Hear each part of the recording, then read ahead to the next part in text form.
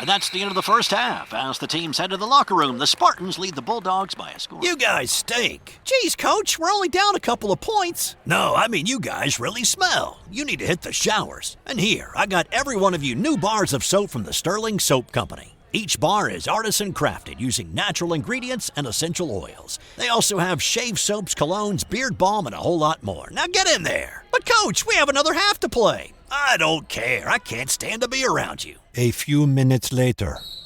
All right, bring it in tight. You guys are still playing terrible, but you're smelling great out there. Now listen, you're going to need to stock up for the rest of the season. We got a lot of tough games left. So go to sterlingsoap.com after the game. That's STIRLING soap.com. You got that? Yes, Coach. Great. Sterlingsoap.com on 3. 1, 2, 3. Sterlingsoap.com.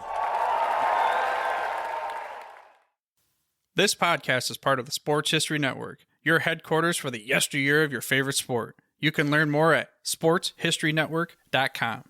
Hello, sports fans, and welcome to another edition of Yesterday's Sports on the Sports History Network.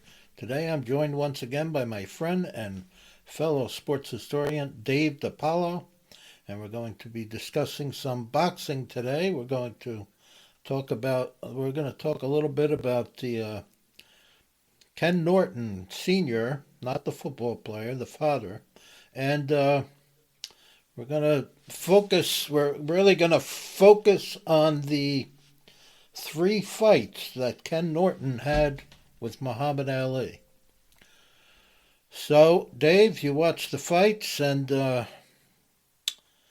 guess we'll yeah. I watched them, Mark.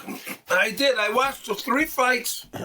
And I tried to gather some other information, like other stuff that they had outside of the fights.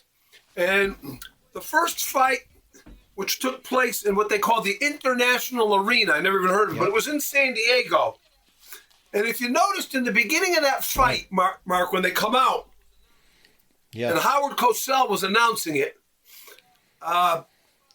he's talking about almost like it's almost like it was an exhibition for Ali. That's the way they were talking about it.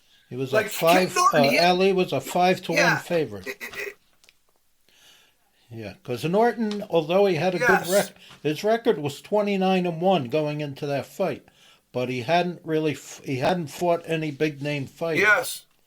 So. No, he was the number 7 ranked heavyweight. Yeah. He wasn't even in the top 5. Yeah. Wasn't even in the top 5. And when they opened up, I think they call him the number 6 ranked heavyweight. Then they changed it. And it was on, and believe it or not, it was on Wide World of Sports. A lot of people don't even know what that is, but that was a show they had on Saturdays. On ABC, hosted by Howard Cosell. Showed a lot of boxing. And he said it was the first. Yes, he said it was the first time Ali came out in how many years? He said how many years it was. I forgot what it was, but it was a long time, he said.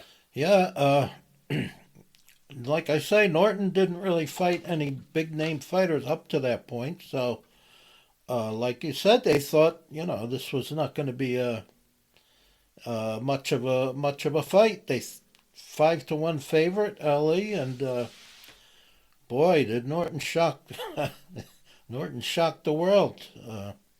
No. Yeah, his biggest claim to fame at that point was he was a sparring partner for Joe Frazier for 5 years, and a former mentioned Marine. It several times. And yes. He didn't start boxing until he was 22. Yeah, that's right. In the Marines. He was a very good athlete in high school. He got a football scholarship. Went to Missouri State on a football scholarship and got a degree in education.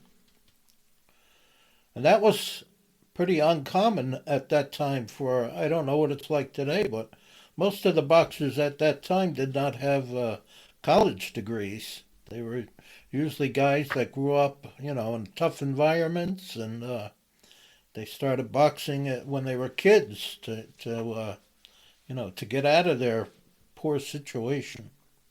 But Norton had a degree and joined the Marines. Yeah, Frazier. Yeah, he was Joe Frazier's sparring partner. It was. I went back, Mark, and I looked at Ali's. I looked at his fighting up to that point to see how busy he was. And let me tell you something. Leading up to that fight, he had 6 fights in a 8-month period, I believe. He fought in April, May, June, and July. Okay, and then in September and November. So he fought 8 times. That's a lot. I'm sorry, 6 times in 8 months.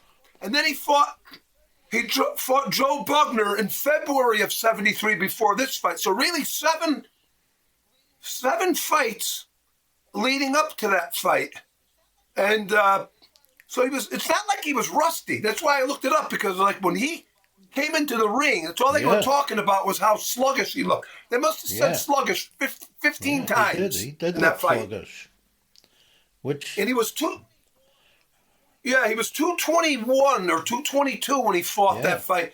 And you could see it. You could see it around his midsection. Did you notice? Howard Cosell kept mentioning it. Yeah.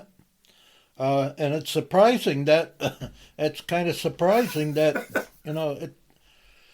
that he seemed to be not in that good a shape when he had that, like you mentioned, he had so many fights in a short period of time. You would think that he would have been in great shape, but didn't appear to be. I think he really took it lightly, Mark. I think he even talked about being out, and he was entertaining people the night before the fight. There was, I don't know if you've ever seen it, but I'll send it to you. Him and Ken Norton came on before the second fight, and I'll tell you about it when we get to that fight. But they both came on Johnny Carson on the same night. And they had a weigh-in. I don't know if you ever saw that. There's a scale and everything. It was pretty entertaining. Yes, and that's when he starts. Yes, that's when he starts breaking out the point that he was not taking it seriously and all this other stuff. But I looked at that fight, Mark. I don't know. I scored the fight. Yeah. Not even close, like to the way it was scored. One guy actually had Ali winning that fight, but go ahead. That was a 12 non-title fight, so it was 12 rounds. And I agree with you. I had Norton winning eight rounds, and I only gave four rounds to Ali. So it was a split. Yeah, I had it. Was it a split decision? So it's split decision. What was that? What was that one judge watching? I don't know. No. I mean, the referee had it 7-5 Norton. And I had it, believe it or not, I had 3 rounds even. There was a couple of rounds. There was like 3 rounds to me. There was absolutely nothing going on. I had it 7-2 and 3. When I looked at it, and you're impartial and I'm impartial. It's not like we're, thing happened, 40 years ago, for God's sakes, or whatever it was. 50 years, at least. But, 50 years. Listen, what you're saying to yourself, we must be missing something. I mean, listen, they always say something might go to the aggressor. And Norton was the aggressor in all those 3 fights. And in that first fight, okay, it was very apparent, and a lot of people didn't like Howard Cosell because of his brashness and right. But he was very astute. He noticed right away. He said Ali is not up on his toes like he normally is. He looks sluggish, and you mentioned before we went on, he was. Kept asking Angelo Dundee, the trainer, "What's wrong with your fighter? What's wrong with?"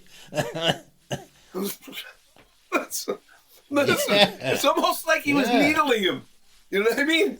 He was saying it right on the air, like it was nothing. Yeah, he did appear to be very sluggish in that fight. You know? And, when the fight was over, I mean, the first time, that was the fight where he supposedly broke Ali's jaw. And not supposedly, he did break it. And he talked about it, Ali, when he went on. He had 2 appearances after that fight on Johnny Carson. Once leading up to the Norton fight, and then there was another time where he came on alone with like a red blazer. And he said he had this jaw was wired shut for X amount of weeks. Or X, you know what I mean? And I just watched that one last night. And he said he broke it in the second round. But the first time he really starts rubbing or something was in between, right after the 7th round. Yeah. I noticed that he was really, and when the fight was over, you didn't have an exact determined weight of when it happened. Nobody really knew when it happened. It was like a little ways down the road that they came out with it. There's a lot of controversy now, years later, about when, at what point in the fight that because Ali claims it was like only the second round, and Norton says there's no way it could have been that early in the fight because he wouldn't have been able to continue. He said a broken jaw is extremely, extremely painful, and there's no way he could have continued for the whole fight. So Norton thinks it was in the later rounds, but we'll never know. And it wasn't by any means a great fight.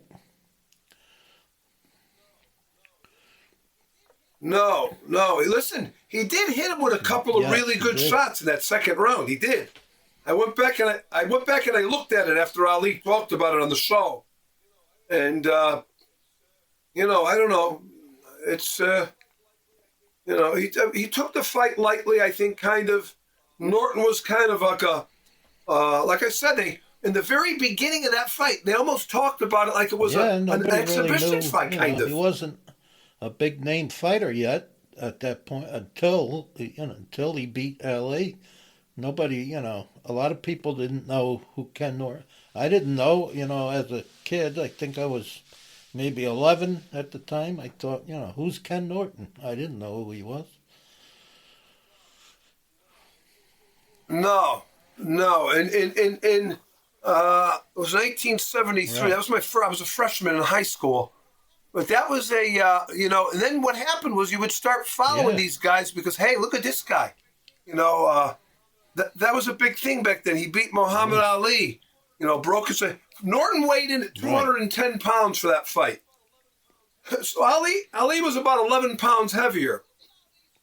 But if you look at Ali's physique in all the fights, Ali was was thicker in the legs than Ken Norton. Yeah, I think he might have been. You know what I'm saying? I think he might have been slightly taller. Ali was pretty tall. People don't realize. 6 foot. That's I think he was tall. 6'3" or something. I think. So he usually had a reach advantage on his opponents. They said he only had a 1-inch reach advantage on Norton. They said that Norton was 80 inches or 79 inches, something like that. Ali was 80, I think, somewhere around there. It wasn't really a great fight, like you said. There was at least 3 rounds where there was very little action. But Oh, some of the rounds were brutal, fans Mark. Started to boo, right? Fans were starting to get restless, and yes. But that really put Norton's name on the map. Up to that point, nobody really knew much about Ken Norton, but he beat Ali, so now he became a big name. Yeah, and he had a very unorthodox style. You know what I mean? He was a lefty, I believe, and he dragged his right foot. Or was it his left foot that he dragged behind him? Through the whole fight, he would drag his foot. All his fights. Yeah. And it was pointed sideways, his foot. It wasn't pointing. Right. It wasn't pointing straight ahead. It was like a sideways. And I guess like Ali spoke about it later. He was saying, different guys get their power from a different means. And he goes, and that's the way he generated his power. Traditional way. A lot of trainers would tell you that's terrible to be dragging your back leg like that, but it worked for him. And he had that thing where he would cross his arms like Archie Moore would do years ago. Yeah, he would. Yes. Yeah.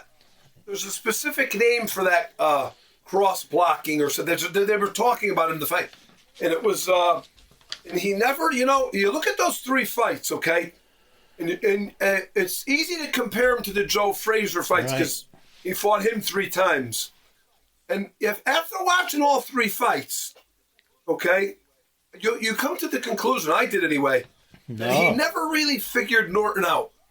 He figured Joe Frazier was easy to figure out. Norton didn't hit Ali with the punches Frazier did. You know what I mean? He just didn't. But he was so unorthodox. No. He never really figured Ken Norton out. If you look at those fights. And then, I thought the second fight I thought was a much better fight, a lot more action, and that was only 6 months later. That was only 6 months later. Yep. It was only 6. Yep. That's correct. 6 months later, and it was held in the Forum in Los Angeles, where the Lakers played. And they called that the North American heavyweight title they were fighting for the night, whatever the hell that is. Never even heard of it. Yeah. You know what I mean? But that was a much better. They both came in lighter, Mark. Ali was in much better shape weight-wise. For that fight. Well, now he knew he had to take him seriously. Yeah. So he trained hard for that fight. He definitely trained hard for that fight, and we got a much better fight, I thought. A lot more action. Yes. No, it was much better. Ali was 212, Norton was 205. So Ali was 10 pounds lighter. Right. Norton was 5 pounds lighter. And that was a very close fight. I scored it myself. I looked at the scoring. One guy had it 6-5 Ali. So another guy had it 6-5 Norton, and the referee had it 7-5 Ali. I got it 5-4-3 even for Ken Norton, believe it or not. I thought he won 5 of those rounds.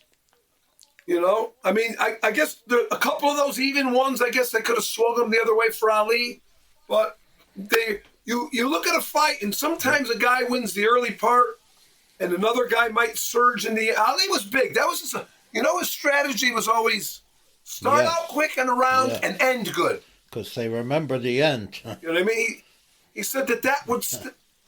Yes, stay in the judges' minds.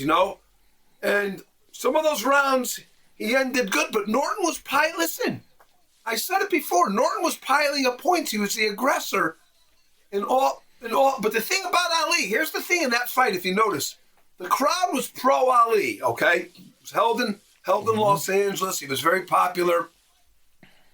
But by the end of that fight, it wasn't like that. Like the people in the audience were pretty evened out because it was a good fight, so they gave him credit, Norton. But the thing about it is when Ali would get up and dance on his toes, it's almost as if he was scoring points just for that, because of who he was.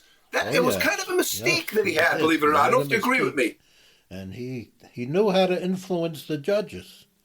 He knew how to influence them. And I thought it was a very close fight. Like you said, most of the judges scored it as a very close fight. But I had that fight as a draw.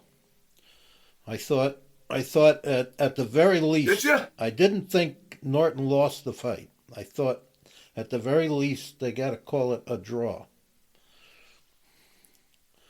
And just Yeah. Right. I see your point Yeah. because, like I said, I had 3 rounds even, and I had Norton winning some of those middle rounds. I had him winning 5, 7, and 8. So out of those 4 rounds, I had 1 even, 6, but 5, 6, 7, and 8. Norton, I thought, took 3 of them. Ali took some of the earlier rounds. And then the end, you know what really did it, kind of? Right. Ali did take the last round. He did work him over pretty good in that last round, Mark. Do you remember that or no? That influences it. And like you said, he knew how to, the final 30 seconds of the round, he always picked up he made sure that he won those last 30 seconds because that sticks in the judge's mind. You know who else did that a lot is Sugar Ray Leonard. Would use that same kind of strategy. That's what he did against Marvin Hagler. He made sure that he won the last 30 seconds.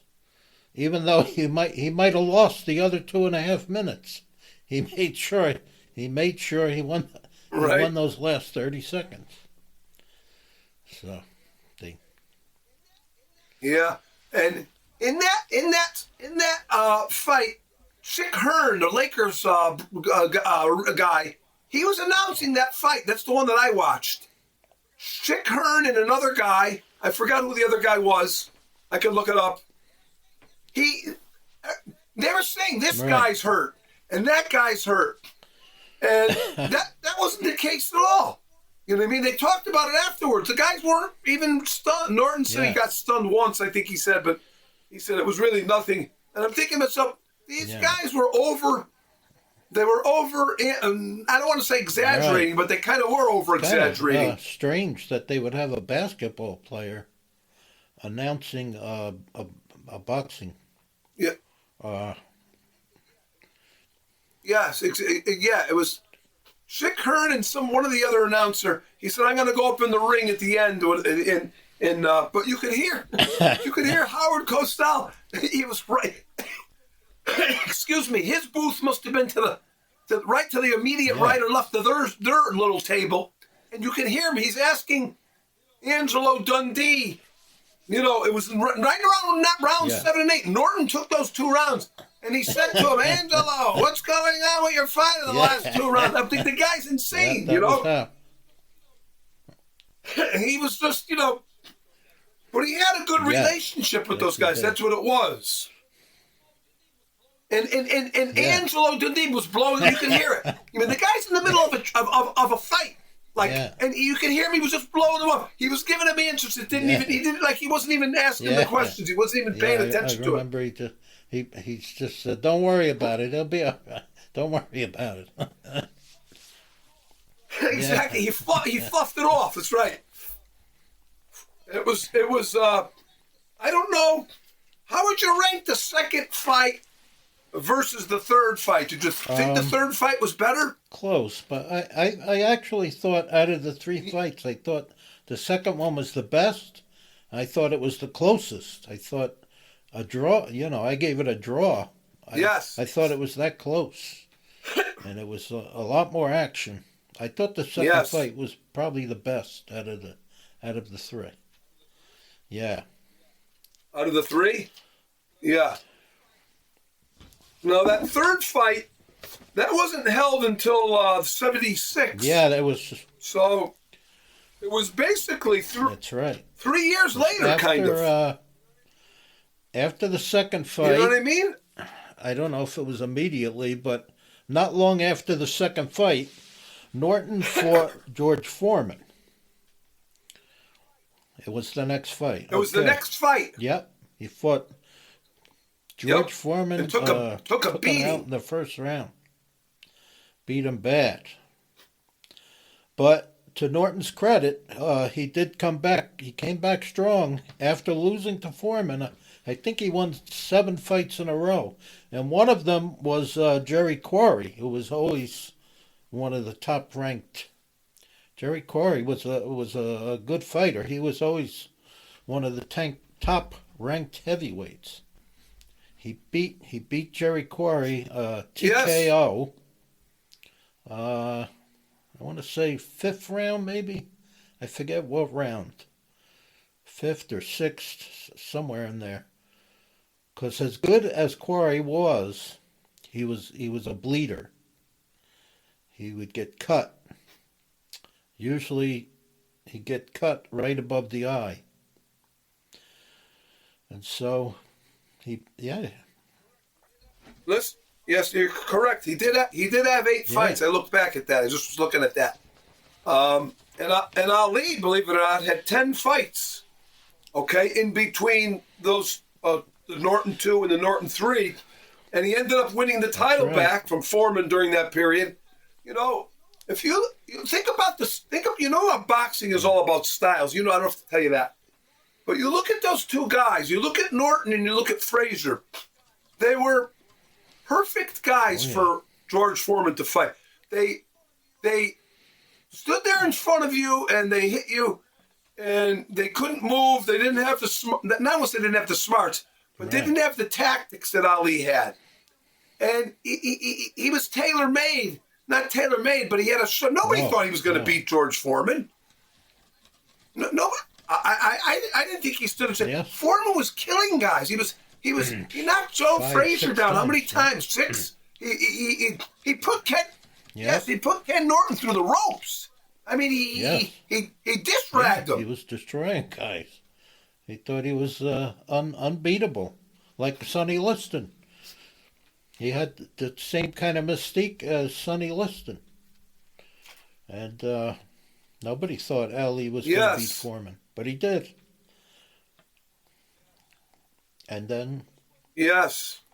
Foreman just wasn't in fighting shape to go distances at that point. He actually was later on when he had the shaved head. When we did our podcast about Foreman, that he was a much better fighter.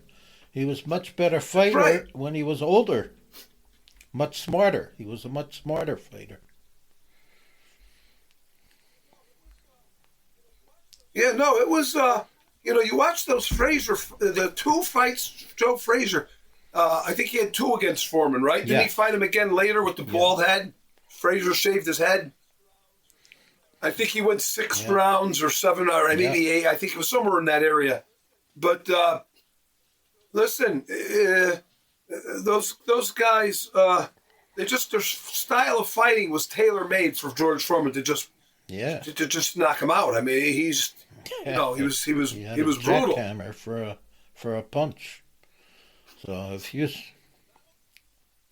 And listen, not only did he win the title, Mark, in between those 2 Norton fights, Ali, he beat Chuck Wepner, he beat Ron Lyle, he beat Joe Bugner.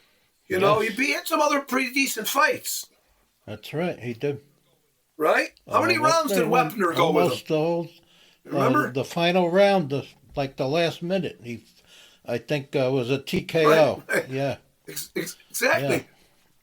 Yeah. And Wepner, I think he's still alive, right? Wepner's still alive. He's still... I think he is, yeah. He still claims that knockdown, he knocked Ali down. He still claims that was a legitimate knockdown. But if you... was legit, yes. I'm not so sure it was, because if you look at it, he did... he was stepping on Ali's foot as he unloaded the punch. And, he was a club fighter from the beginning, Wepner. So those were the kind of tactics they used. So he's... Listen, he was the... They claim he was the inspiration for those Rocky movies, He's still alive, by the way. I just looked it up. He was a guy. He was from New Jersey, Bleeder, wasn't he? They called him Bayonne Bleeder. Yes. Yeah. Listen, the guy had 52 professional fights. Wepner. Not to get off the subject, but he had 36 wins and 14 losses. It's a lot of losses per but he was a middle of the road heavyweight, but he fought a lot of guys. I mean, He fought Dwayne Bobbitt. He fought Ali, right? There was a couple other guys. He fought Ernie Terrell. I think he fought Liston. It wasn't like he was just... He did. He fought Sonny Liston in 1970. Yep. 1970 he fought him. Yeah. Yep. So. Sonny Liston had a very questionable... I question that, the Phantom Punch fight. Did you ever watch that? Yeah, he had a very checkered past. Listen. Liston. Listen, I'm sorry. That doesn't look like. That doesn't look like that punch could have knocked me down. For God's sake, you've watched it. It's definitely fishy. Something didn't look right there. Yeah. No, it's crazy. No, listen. Not to that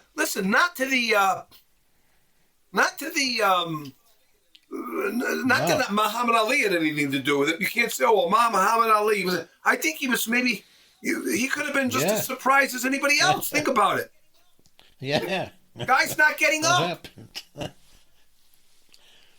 So you want to go to the? I don't know. It was crazy. Third fight. Go ahead, Mark. Yep. Yankee Stadium. Yep. Yes. Now this How about that? This was right after they rebuilt. I believe it was in September, right? The fight took place in September 1976. Yeah, yes, That's it was. Right. September so 28th, right Mark. After the baseball That's season. Right. Baseball season. I know the Yankees were in the World Series that year, so I think they probably were still using Yankee Stadium. Yeah, they definitely were. They were definitely still using it for the Yankees because the Yankees went to the World Series that year against the Reds. But that was right after they rebuilt Yankee Stadium. Yeah, I think they talked. They talked about it on the telecast.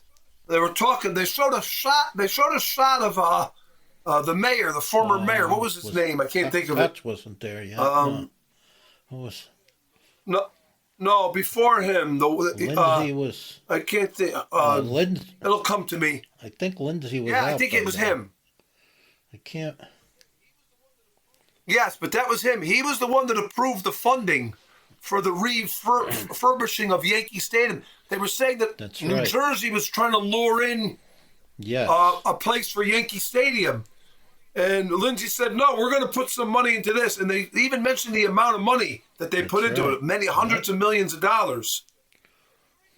To refurbish it. Do you remember, Mark, in our era of boxing, like when we were growing up, do you ever remember any other fights at Yankee Stadium or no? During our era, I don't think there was a lot. But before our era, I think there was maybe not a lot, but I think there was more than during our era. I can't really remember another big fight at Yankee Stadium. We get off the. I get off the. No. Sometimes we get off the topic, but that's okay because I was going to bring up. Roosevelt. I don't know if you ever heard of Roosevelt Stadium in Jersey City. That's where they had a lot of fights. In fact, I think my father said he went to one in Jersey City, Roosevelt Field. And Sugar Ray Leonard fought a lot of his fights there. And years later, my brother saw they would use this. I know we're getting off the topic, but it's okay. They would use this stadium for a lot of different. It was actually a DMV too. They used the stadium as Division of Motor Vehicles. I bring this up because really? I worked in Jersey City. When I worked for Tropicana Orange Juice, I worked in Jersey City. And I would a lot of the guys that I worked with were from they lived in Jersey City. So one of the guys I worked with said he worked he worked at Roosevelt Stadium as a, what do you call him, a vendor, the guy that says hot dogs, popcorn, peanuts. He worked there doing that when he was a teenager. And then they would have concerts there. My brother went to the band Yes. He went to their concert at Roosevelt Stadium. Yes. They eventually knocked that stadium down because it was old and falling apart. But I would drive past every day going to work. I would drive past where the stadium used to be, and still a lot of the stores there, like a pizza place that I would sometimes on my way to work, if I didn't get a chance to eat lunch, I would go to this pizza place, and it was called Roosevelt Stadium Pizza. Yeah, listen, not to keep going on it, but I'm looking at it right now. There's a picture of it here. And they talked about Roosevelt Stadium called the Forgotten Ballpark. It had a 25,000 capacity, it said. And it said that Jackie Robinson played in his first regular season game in organized baseball there. That was a big thing, according to this thing here. It was one of those stadiums that they used for everything. They used it for so many different sports. But by time, during our era, by that time it was starting. I don't remember any boxing from our era. I don't remember any boxing taking place there because it was starting to fall apart. But yeah, and listen, it was built. They started it. I think, Mark, they started it in 1935. The groundbreaking took place in 35, according to this. And then it opened up in 1937. Yep. So by the time you were going by it with Tropicana and everything, it had to be, it was already, 50 years old? Probably more. Yeah, it was gone. By the time I started working there, the stadium had been torn down. But back to Yankee Stadium. So this was not long, the fight took place there not long after the stadium reopened, after they rebuilt it. So it was pretty historical. Yeah. Yeah, and if you remember the broadcast that I watched, I'm pretty sure you probably watched the same one. The guy was making an announcement. We're not starting the fight until everybody gets into their seats. Yes. I remember that. They had to make an announcement. It was talking about the boxing commission. They're not going to allow. You couldn't. They didn't even bring the fighters out because they couldn't get down the. Yeah, it wasn't they couldn't like get down the aisles. It wasn't. It was outdoors, of course. So people were getting a little out of control, and nobody was sitting down at that point. Everybody was standing up. Everybody was standing up. That opening scene when it opens up, there was nobody. It was it was down on the field, and then I said, "What's he talking about?" And then you realize after a while, everybody's standing up. So it was. I wonder what the capacity was that night. Do you know or no? Had to be over. I'll look it up, but it was. Had to be over. It was. 50. You think it was filled, the stadium? Filled. No, I don't think it was filled. But there was it was a good turnout. It definitely was a good turnout for that fight. Like you said, they didn't have too many fights there. At least not during our era. They didn't have too many fights. Did you ever get to go, again, I'm getting off the topic, but we're talking about stadiums, so we're not really off the topic. Did you ever get to go to the old Yankee Stadium, the original Yankee Stadium? Right. I did, only once. Yeah, I got to go to it one time, I got to go to a couple. Yeah. At least two I went to in the old Yankee Stadium. And my first game there, I was only a kid. My first game, I went there, and they had the original stadium had those huge columns, those cement columns. And my seat, I got stuck right behind one of those columns. I spent the whole game trying to. It was a terrible seat, right in front of the column, and I spent the whole game trying to look around the column. I had a stiff neck by the end of the game. Yeah, I mean, I just. What was the freeway that went right by Yankee? It was very close to it. Was that Cross Bronx County Expressway? Cross Bronx. Okay. Yeah. Okay. Yeah. Hey. Yeah. We went down. In fact, my brother and I went over to see it when we went to when we were down in Yonkers for Carvel. We had to go to not to get off the topic, as you would say. When we went down to Carvel, right? They called it Carvel College. I was on Tuckahoe Road down in Yonkers, New York. We took a ride over to Yankee Stadium once we were off on a Sunday afternoon, I believe it was. They gave us the afternoon off, and we took a ride over to it.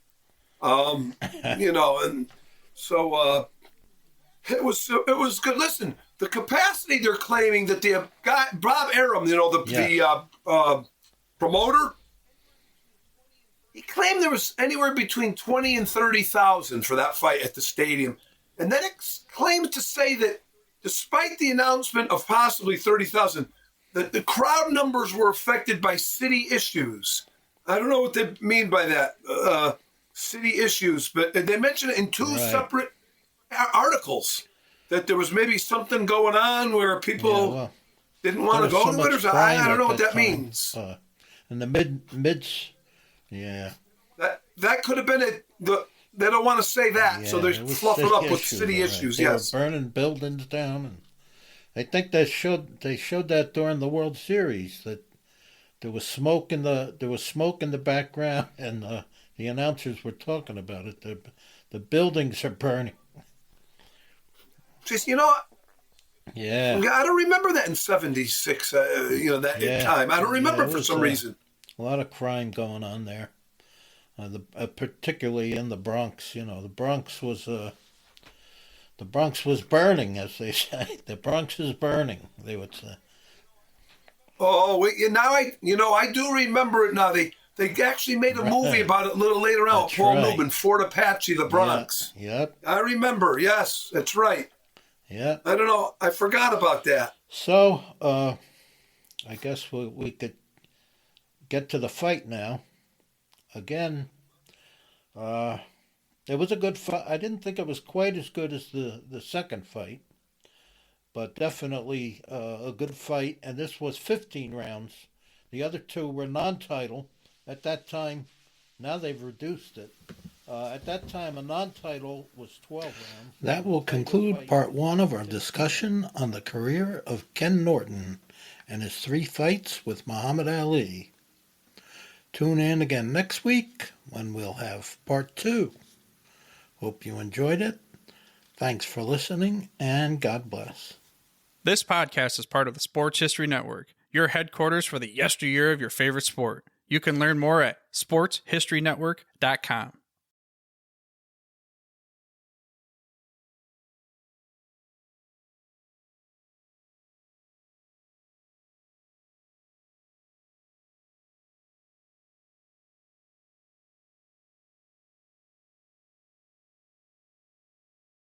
Hey there, sports history fan.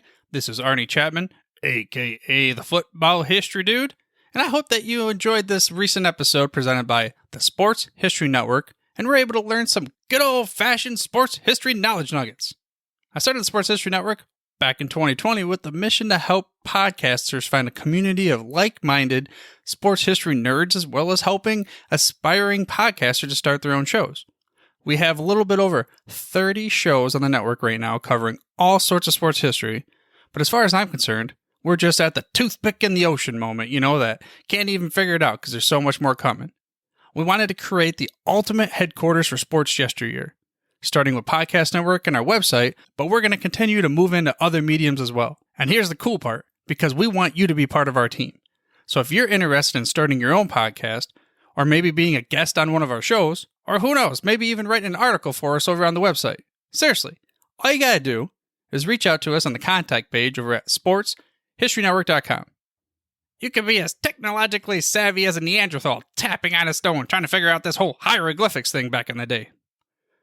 Again, it doesn't matter, because even if you don't understand the whole podcast space, we have a production team that can pretty much help you out with doing everything. All you got to do, head over to sportshistorynetwork.com, head to the contact page, fill it out. That message goes right to me, and I'll reach out to you as soon as I can. But for now, dude, I'm through if you're through.